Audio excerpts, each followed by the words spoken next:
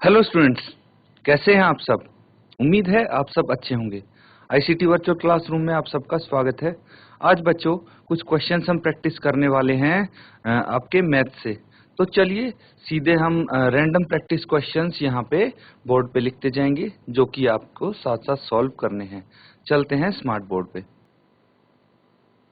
तो बच्चों सीधे हम क्वेश्चन पे चलते हैं। यहाँ पे क्वेश्चन दिया गया है एक घड़ी की मिनट की सुई जिसकी लंबाई 14 सेंटीमीटर, इस सुई द्वारा 5 मिनट में बनाए गए भाग का क्षेत्रफल आपको बताना है। ये क्वेश्चन है और ये आपको मैंने कल दिया था, जो कि आपको घर से करके लाना था बच्चों। जिस किसी ने ये क्वेश्चन किया है जल्दी से आंसर बताइए चैट के माध्यम से कि क्या इसका आंसर होगा। तो सबसे पहले हमें क्या निकालना है, कोण निकालना है। यही मैंने आपको समझाया था कि भाई थीटा निकलेगा तो त्रिज्यखंड का क्षेत्रफल इजीली निकाल पाएंगे। तो भाई हमें एक चीज पता है कि 60 मिनट में कितना कोण बनाती है ये सुई, है ना। 60 मिनट में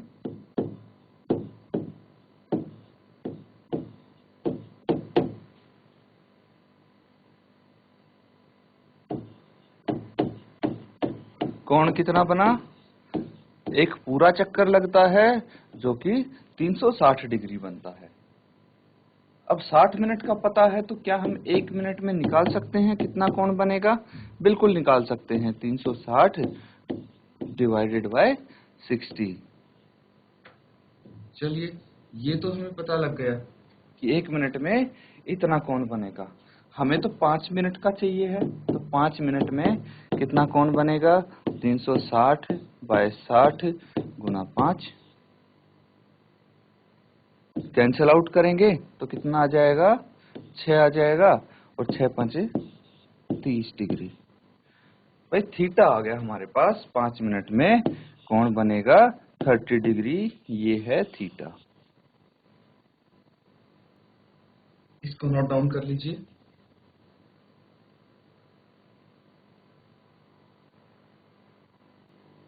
अब एक चीज और है, यहाँ पे आर क्या होगा? जो सुई की लंबाई है उसी को हम आर बोलेंगे। ये कितना है? 14 सेंटीमीटर। तो ये आर हो गया।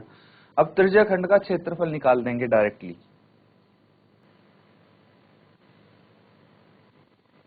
तो स्टूडेंट्स यहाँ पे हमें क्या करना है, यहाँ पे हमने त्रिज्याखंड का क्षेत्रफल निकालना है। फॉर्मूला क्या लिखेंगे? Pi r square into theta by 360। Circle का क्षेत्रफल होता है पाई आर स्क्वायर, उसको थीटा बाय 360 से मल्टीप्लाई कर देंगे तो त्रिज्याखंड का क्षेत्रफल आ जाएगा।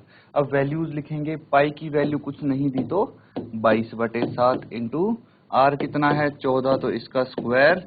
थीटा है 30 डिग्री बटे 360।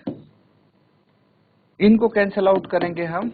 22/7 इंटू 14 का स्क्वायर को हम लिख सकते हैं 14 इंटू 14, 30/360। कैंसिल आउट करेंगे 0 से 0, 3 इंटू 12 और ये 7 दूनी 14। फिर यहाँ से देखेंगे हम कि किस किस को कैंसिल आउट कर सकते हैं। 2 से इसको करेंगे तो 6 आ जाएगा। फिर से हम 2 से करेंगे तो ये 3 आ जाएगा। मल्टीप्लाई कर दीजिए जो बच गया न्यूमरेटर में। 11 इंटू 14 बचा है बटे नीचे 3 बचा है और सेंटीमीटर स्क्वायर हम लिखेंगे क्योंकि क्षेत्रफल है। अब इसको मल्टीप्लाई कर दीजिए। 14 गुना 10 कितना होता है? 140। और उसमें अगर 14 जोड़ेंगे तो 154 हो जाता है। ये डायरेक्टली अगर आप करना चाहें मल्टीप्लाई इसको, या फिर 11 से कर सकते हैं। 11 चौके 44, 1 हासिल, 4 हासिल, 11 एकम 11 और 4 15, ऐसे भी कर सकते हैं। तो वो आपके ऊपर है। मल्टीप्लिकेशन, डिवीजन, एडिशन, ये सब अपने हिसाब से कर सकते हैं स्टूडेंट साहब। इस क्वेश्चन में कोई डाउट हो आप पूछ लीजिए। अपना हैंड रेज करके पूछ सकते हैं। चैट के माध्यम से भी अपना डाउट भेज सकते हैं। चलिए स्टूडेंट्स एक क्वेश्चन लिखेंगे।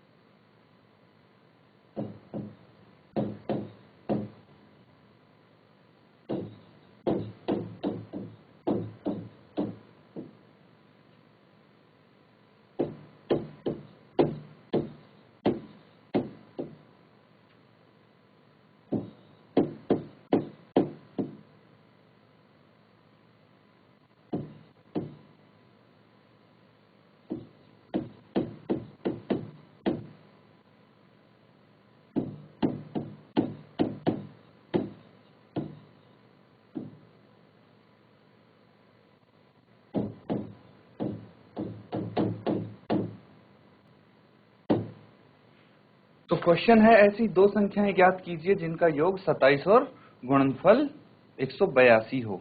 ये क्वेश्चन है आपके लिए। सबसे पहले तो आप ये देखेंगे कि भाई कौन से चैप्टर से है ये क्वेश्चन। क्या आपको पता लग पा रहा है कि कौन से चैप्टर से है? आपने पढ़ा होगा स्टूडेंट्स द्विघात समीकरण, क्वाड्रेटिक इक्वेशन। तो उसी चैप्टर का ये क्वेश्चन है। इसको ट्राई कीजिए एक बारी सॉल्व करने की और बताइए क्या आंसर आ सकता है इसका। तो स्टूडेंट्स ये क्वेश्चन आपको पता लग गया है कि क्वाड्रेटिक इक्वेशन से है ये क्वेश्चन। इसको कैसे सॉल्व करना है? भाई हमें दो नंबर्स निकालने, क्या निकालने हैं? दो नंबर्स, दो संख्याएं निकालनी है, उनके बारे में कुछ कुछ गिवन है। तो अगर हम बोलें कि जो क्वाड्रेटिक इक्वेशन है, जो इसकी क्वाड्रेटिक इक्वेशन है वो हमें पता लगानी है, बनानी है इससे, ठीक है।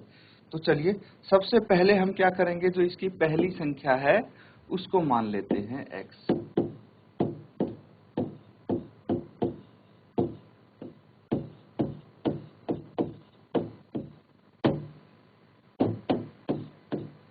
पहली संख्या x होगी। तो दिया क्या है? दोनों का गुणनफल दिया है ना।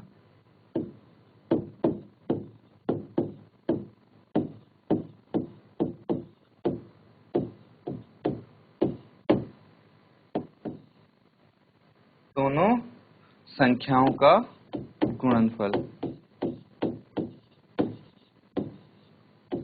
कितना दिया है? 182।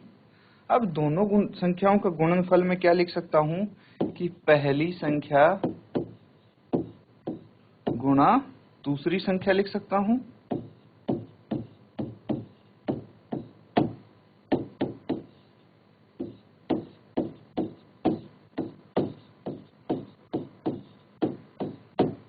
पहली संख्या गुणा दूसरी संख्या, और ये 182 ही है। अब पहली संख्या तो x थी,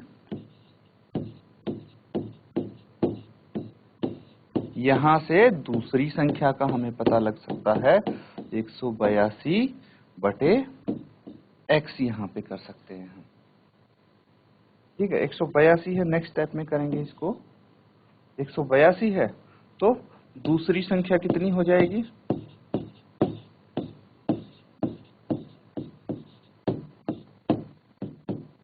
182 बटे x।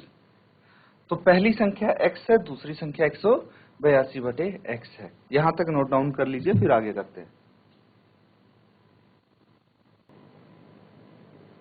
आफ्टर दिस एक चीज हमें करनी है कि भाई दोनों संख्याओं का योग हमें दिया है ना, उसको लिख देंगे। क्वेश्चन में दिया है दोनों संख्याओं का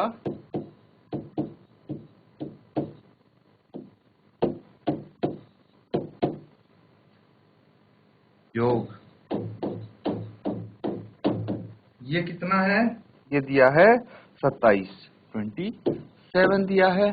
तो दोनों संख्याओं का योग क्या है? 27। अब दो संख्याएं कौन सी थी? पहली संख्या तो x थी और दूसरी संख्या 182 बटे x बराबर है 27, यही थी। क्योंकि दोनों संख्याओं का योग ये है तो हम ये लिख सकते हैं यहाँ पे। इसके बाद हमें क्या करना है स्टूडेंट्स? इसके बाद यहाँ पे आप लिखेंगे, इसका एलसीएम ले लेंगे सबसे पहले, ठीक है। यहाँ पे एलसीएम ले लेंगे, कितना आ जाएगा? ये x एलसीएम आ गया नीचे, तो यहाँ पे x into x, x square plus 182 बराबर है 27, ठीक है। आगे क्या करेंगे? आगे एक्स स्क्वायर प्लस 182 और x को हम दूसरी तरफ भेज देंगे, तो ये 27x आ जाएगा। आगे इसको सॉल्व करेंगे तो देखिए 27 को हम लेफ्ट हैंड साइड ले आते हैं, x square plus 182 minus 27, sign change हो जाएगा, बराबर है राइट हैंड साइड 0 बचेगा। अब बच्चों हम इसको चेंज कर सकते हैं और अरेंज कर लेंगे ऑर्डर में, ठीक है। कैसे? 27x यहाँ आ जाएगा, वो भी माइनस का होगा, प्लस 182, ठीक है। अब हम क्या करेंगे, गुणनखंड विधि यूज करेंगे और इसके हम फैक्टर्स कर लेंगे। तो आप लिख सकते हैं यहाँ पे, क्या लिख सकते हैं, गुणनखंड विधि से, ठीक है, या फिर गुणनखंड से।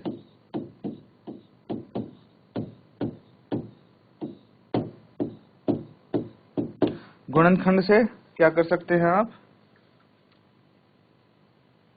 इसको आप जो 27 है, -27 है, इसको आपको दो नंबर्स में ऐसे बांटना है कि उनको मल्टीप्लाई करके क्या आ जाए, मल्टीप्लाई करके आ जाए 182, ठीक है, और ऐड करके या सब्ट्रैक्ट करके 27x आना चाहिए, ये चीज है, ठीक है। तो इसको आप किस किस में बांट सकते हैं भाई, -14 और -13 है, ठीक है। -14 इंटू -13 कितना होता है, 182, माइनस माइनस प्लस हो जाएगा, और -14 -13 कितना आ जाएगा, ये आ जाएगा 27, है ना। तो हमारा काम यहाँ पे बन सकता है, इसको लिख देंगे x² minus 14x minus 13x plus 182 is equal to 0। तो इसको आगे तो आप इजीली कर सकते हैं कंटिन्यू, आपको कॉमन निकालना है, x की वैल्यूज आ जाएंगी। तो करो, फर्दर सॉल्व करो, यहां तक नोट डाउन करो इसको।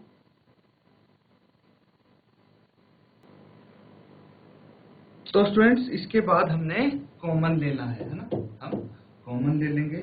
तो देखिए फर्स्ट से क्या आ जाएगा, यहां से हम इन दोनों से x कॉमन निकाल सकते हैं, और यहां से हम क्या कॉमन निकाल सकते हैं, यहां से आ जाएगा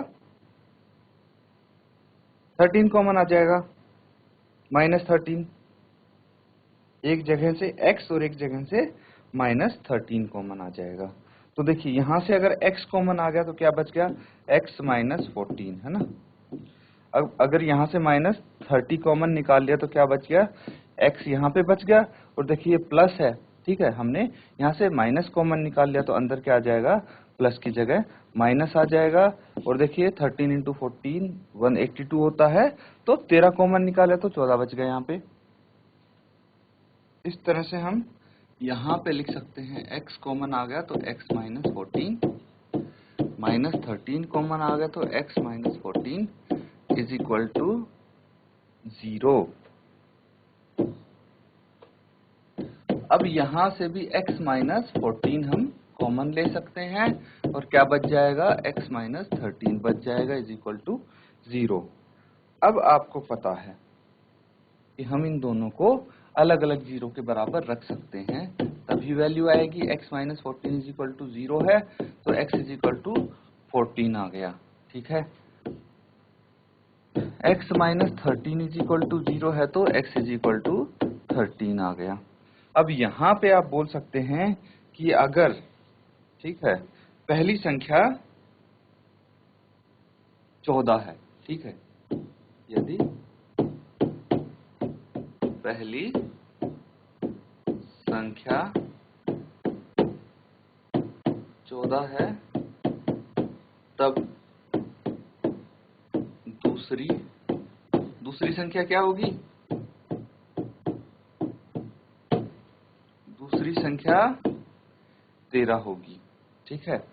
इसी तरह अगर हम पहली संख्या को क्या कर सकते हैं, तो पहली संख्या 13 है, x -13 इज इक्वल टू 0, तो x इज इक्वल टू 13 आ गया, ये पहले आ जाता है।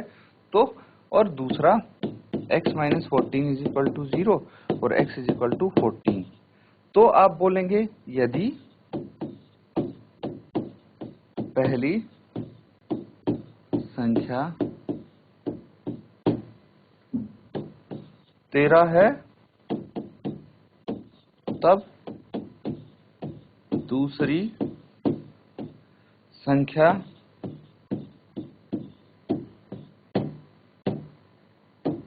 14 होगी। इसको नोट डाउन कर लीजिए।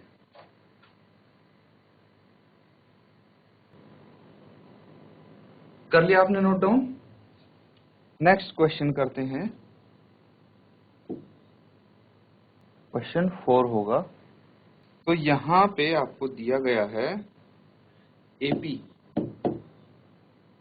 तो ये तो नाम से ही पता लग गया कौन से चैप्टर का क्वेश्चन है। 10, 7, 4 एंड सो ऑन का 30वां पद है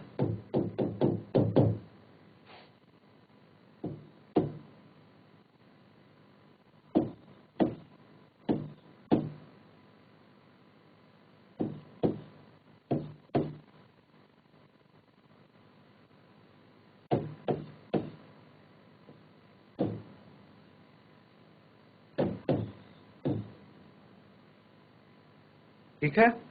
तो इसको सॉल्व करके बताइए क्या आंसर आएगा। फ्रेंड्स बहुत ही सिंपल क्वेश्चन है एपी का। आपको पता है कि भाई एपी क्या है यहाँ पे, ठीक है। तो इसीलिए हम यहाँ से ये पता लगा सकते हैं कि जो इसका प्रथम पद है, प्रथम पद क्या है, ए उसको मानते हैं और ये 10 है। जो सबसे पहले स्थान पे आता है वो प्रथम पद हो गया। और सार्वंतर क्या हो गया,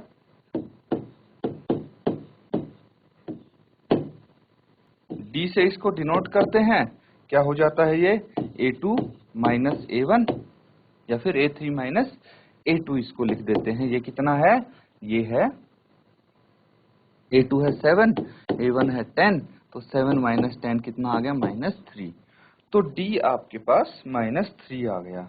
अब AP का 30वां पद निकालने के लिए हमें क्या निकालना पड़ेगा, A30 निकालना पड़ेगा। ये चीज A30 निकालना पड़ेगा। इसके लिए आपको एक फॉर्मूला पता होना चाहिए AN का। AN का फॉर्मूला क्या हो गया, AN का फॉर्मूला होता है A plus n minus 1 into D. ये सूत्र होता है AN का। तो अगर ये आपको पता है तो इसीलिए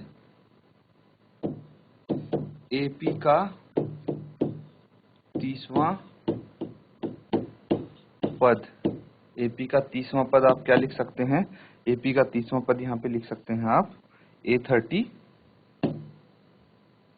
n की जगह यहाँ पे 30 आ गया है। तो A यहाँ पे गिवन है हमें 10 प्लस n है 30 माइनस 1 इंटू डी है -3। इसको हम सॉल्व कर देंगे, आंसर आ जाएगा 10। अब 30 माइनस 1 कितना होता है, ये होता है 29 इंटू -3, ठीक है। 10 प्लस 29 इंटू 3 करेंगे, माइनस का है ये याद रखना। तो 3 × 27, 2 हासिल, 3 दूनी 6 और 2 8। 87 है, वो भी माइनस का होना चाहिए, है ना, -87 है। अब देखिए प्लस माइनस क्या हो जाता है, माइनस हो जाता है। तो इसको कर सकते हैं 10 माइनस 87, ये आ जाएगा -77। तो कौन सा आंसर हुआ, ये हुआ सी, ठीक है, सी वाला पार्ट आंसर होगा। यहाँ पे एक चीज और देख सकते हैं आप स्टूडेंट्स कि अगर, ठीक है, बहुत जल्दी में है और आपको देखना है, गैस करना है, ठीक है, आंसर आप इसको सॉल्व नहीं कर पा रहे हैं, तो एक कॉमन सेंस की बात है कि यहाँ पे 10 है पहला पद, दूसरा पद 7 है, तीसरा 4 है, ये कम होते जा रहे हैं, है ना। तो ऐसे ऐसे 30वां पद पहुंचने तक एक चीज तो श्योर है कि भाई आपका आंसर प्लस में तो नहीं आने का। तो ये दोनों एलिमिनेट हो गए, ठीक है, ये दोनों एलिमिनेट हो गए। अब इन दोनों में से आपको चूज करना है। तो देखिए 50% गलत होने की पॉसिबिलिटी तो आपकी पहले ही हट जाती है, ठीक है।